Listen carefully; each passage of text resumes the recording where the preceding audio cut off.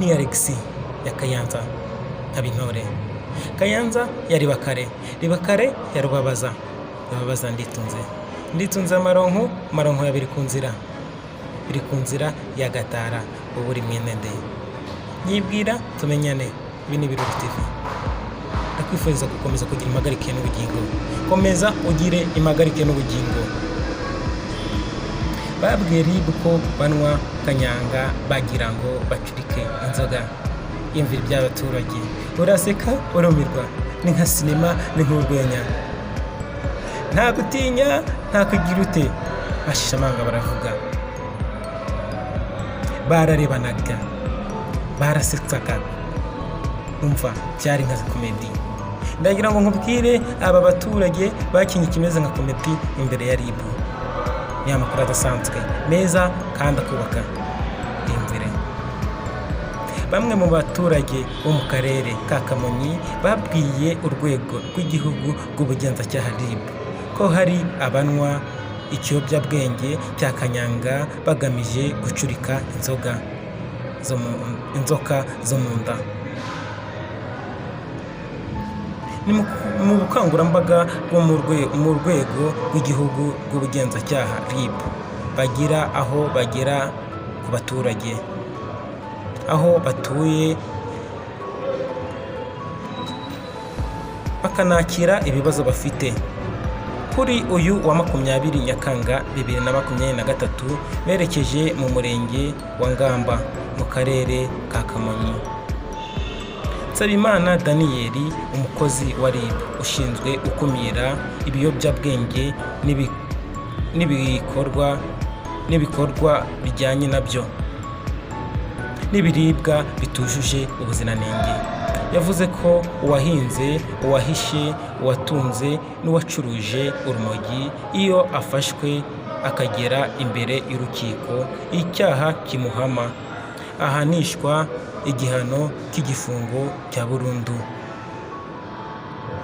Yagize ati uretse urumogi kandi ukoresha n'ibindi biyobyabwenge birimo kanyanga, rwiziringa n'ibindi, iyo abihamijwe n'urukiko nawe arabiryozwa agahanwa. Bamwe mu batuye Ngamba ya Kamonyi mu biganiro bagiranaga na RIB bayibwiye ko biriya biyobyabwenge bumvaga ko hari indwara bivura. Umwe yagize ati kanyanga hari abayinywa bagira ngo bacurike inzoka. Undi nawe ati rwiziringa hari ubwo yifashishwa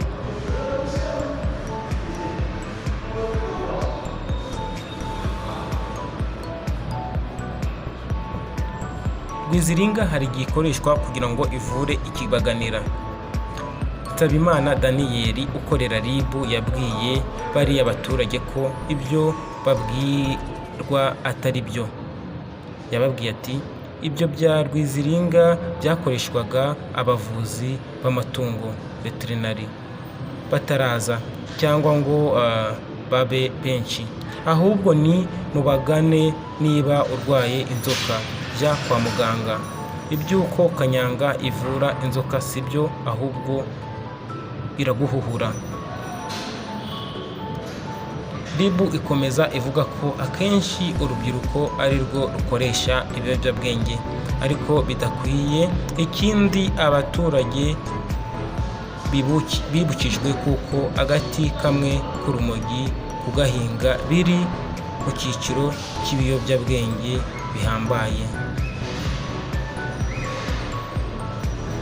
Nsabimana yagize ati birabujije kuba umuntu ava mu bandi akajya gufungwa burundu azira ibiyobyabwenge bibujijwe.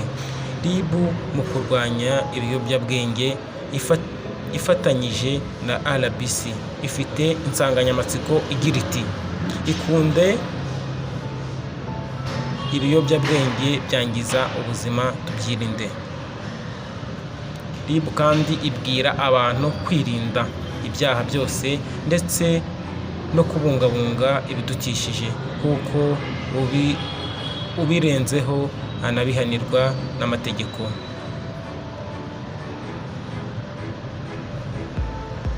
Abaturage bamwe bakomeje kuvuga ko bakoresha ibiyobyabwenge nko kwirinda inzoka, gusa barigishijwe, barabwiwe, abenshi bahavuye bafashijwe. Ikigaragara ni uko imyumvire iyo umuturage yigishijwe arafashwa. Rwari urugamba, rwari urugendo rutoroshe, gusa RIB turayishima. Mukomeze mutwegere, mwegere hirya no hino mu bigishe abaturage, ubona ko hari itandukaniro. Umuturage wigishijwe agira itandukaniro rirushijeho iyo yabanje kwiyumva ibyo yigize akanabisesengura. Ubwo ni rwa rugamba, ni rwa rugendo. Mukomeze mugereyo mubigishe, natwe tubagerereyo dutangaza amakuru abantu bayamenye. Mwarakoze cyane.